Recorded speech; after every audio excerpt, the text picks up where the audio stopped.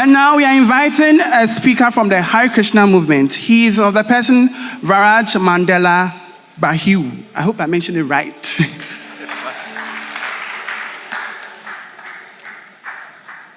So, first of all, I want to express my gratitude to the hosts and to all of you, and to apologize for being late because I didn't hear all the previous speakers. So I think that all my previous the speakers before me, they were making different layers of cake, and I think we have pretty much all the knowledge required. I will just try to put some cherries on top. Okay. So before I start to speak, I would ask all of you for a blessing.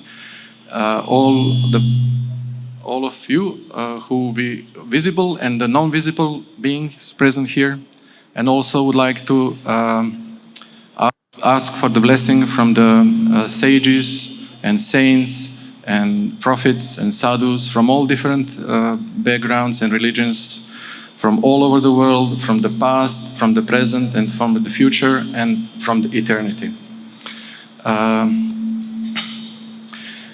I come from a communist country. I was born and raised in a communist country that does not exist anymore. So, and it was destroyed. Imagine, communist country being destroyed by the war, civil war, and it was based on a religion. Even in a communist country, the civil war was based on a religion. So how is it that, all religions preach about love and peace and loving God and loving your neighbor, and, and then when it's war, it's based on religion. And the most of people who we try to speak about spirituality, then they say, but why is religion always causing war all over the world? We can see even now. It's, even in Israel now, or the unfortunate situation, all over the world, in many years before, centuries before, they said that religion was causing the war. And now we have a religious meeting here speaking about peace. So why is it? Or is it? Is it that religion is causing the war? No. So it's our selfishness, it's our inner enemies that we disguise into religion and then come to war. Lord never said that in any scripture that we should go against our brothers of any religion. Even when I was preaching like 20 years ago, I was in Greece in a mission, and I met one Muslim brother, and we stayed in the hotel, one room next to each other. And then when we would take breakfast, we were speaking, oh, what is your practice? What are your beliefs? What is our... And we had such a nice exchange. And I said, come on, this is so beautiful. And you were opening Quran and reading to me, and I was opening Bhagavad Gita and reading to him. And it was all so wonderful that I saw no conflict, nothing that would make us, different. The essence was the same. And then I asked him, brother, on the last day we were in the hotel together, I asked him, brother, I have to ask you something. All of this is wonderful, what you speak, but what about jihad? Okay, that was my most inner doubt. What about jihad? The war against all the other religions. And he said, oh brother, I'm so sad that you have this conviction that Islam is about jihad against other people, other religions. When you study carefully Islam, jihad means a war on our internal enemies: lust, greed, envy, pride, illusion. That's what jihad is about. And I was so thrilled. I said, wow, never heard of it, because in media, jihad is always killing Jews, killing Christians, killing anybody else who is not Islamist. Yeah.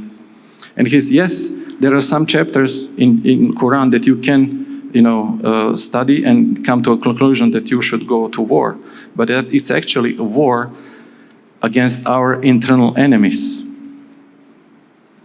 And the same thing is written in Bhagavad Gita, and I don't know so much about the Bible, but I'm sure that it's the same thing is there, that those are our enemies. And how do we fight these internal enemies? In Vedic tradition, it is said that it is in the power of the holy name of God. And if we speak about God, there is no different gods.